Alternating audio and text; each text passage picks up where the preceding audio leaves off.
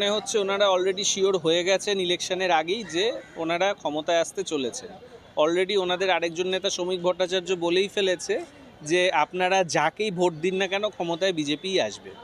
আমরা অলরেডি বহু ইলেকশনের ক্ষেত্রে এর আগে আমরা দেখেছি ইলেকশন কমিশনকে কাজে লাগিয়ে নাকি বিজেপি একের পর এক ইলেকশন জিতেছে।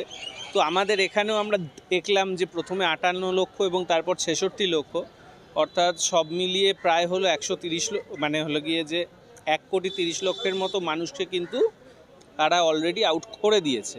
এবার এর মধ্যে অজস্র আছে যারা কিনা যে মৃত, তা ওর মধ্যে যদি দেখা যায় যে 30 লাখ হলো মৃত বা অন্য জায়গায় অ্যাড্রেস চেঞ্জ, তাহলেও 1 কোটি মানুষকে তারা বাদ করে দিয়েছে।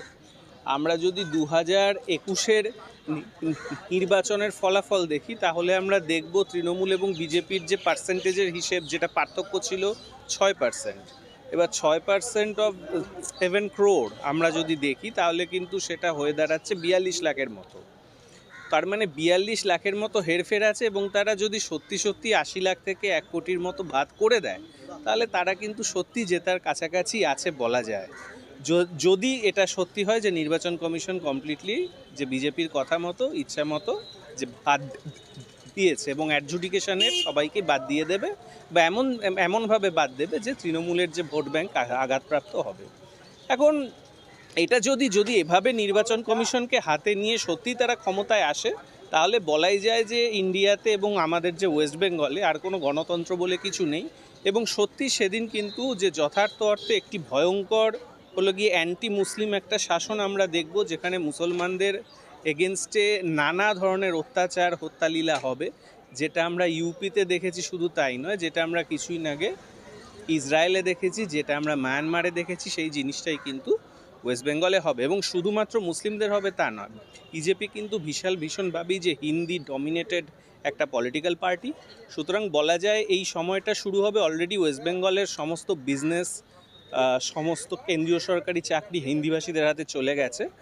এবার বিজেপি যদি এইভাবে পাওয়ারে আসে, নেক্সট যেটা এখানকার যে রাজনীতি এবং এখানকার রাজ্য সরকারের চাকরিগুলো কিন্তু হিন্দিভাষীরা নিয়ে নিতে শুরু করবে। এটা বাঙালি জাতিরও শেষ। ওনারা বুঝে গেছেন যে আমরা নির্বাচন কমিশনকে হাতে নিয়ে আমরা একটা হেরে যাওয়া ইলেকশনও জোর করে জিততে পারি, এবং একবার নির্বাচন যদি আমরা জিতে যাই তাহলে আমরা সংসদে বসে নানা ধরনের উল্টোপাল্টা আইনও তৈরি করে নিতে পারি, এবং তখন আইনের বলেই উল্টোপাল্টা যে আইন বানাচ্ছি, যেমন অলরেডি নির্বাচন কমিশনের পক্ষে আইন বানিয়ে দিয়েছে নির্বাচন কমিশনের এগেনস্টে কোনো কেস করা যাবে না, তাকে পুরো যে লিগ্যাল ইমিউনিটি দেওয়া হয়েছে। এগুলো তো হয়েছে সব অগণতান্ত্রিক জিনিস, সুতরাং ভবিষ্যতেও তারা এগুলো করবেই, এবং তারা করবে। এখন তারা ওপেনলি ডিক্লেয়ার করছে, আর কিছুই না। 26-এ বাংলায় কি লিখতে পারবে না বা এই সাম্প্রদায়িক শক্তিকে বাঙালিরা যদি ঐক্যবদ্ধ থাকে তাহলে মানে এমনিতে তো বিজেপির জেতার কোনো সম্ভাবনাই নেই, কিন্তু নির্বাচনকে মানে আজকে যেহেতু নির্বাচন কমিশনকে সঙ্গে নিয়ে বিজেপি মুভ করছে, সুতরাং নির্বাচন কমিশন আর বিজেপি এবং একই সঙ্গে কেন্দ্রীয় যে পুলিশ বাহিনী এসছে, এই তিনটে জিনিসের সঙ্গে লড়াই করে আলটিমেটলি বাঙালিকে বিজয়ী হতে হবে। সেটা আলটিমেটলি দেখা যাক বাঙালি এক্ষেত্রে জিততে পারে। যেমন আমরা সিঙ্গুর নন্দীগ্রামে হারিয়েছিলাম অপশক্তিকে, যেমন আমরা আরও আগে যে তেভাগা আন্দোলনে হারিয়েছিলাম, যেমন এককালে সিদ্ধার্থ শঙ্কর রায়ের অপশাসনকে হারিয়েছিলাম, সেভাবেই আশা করি বাঙালি আবারও বিজেপিকে হারাতে পারবে।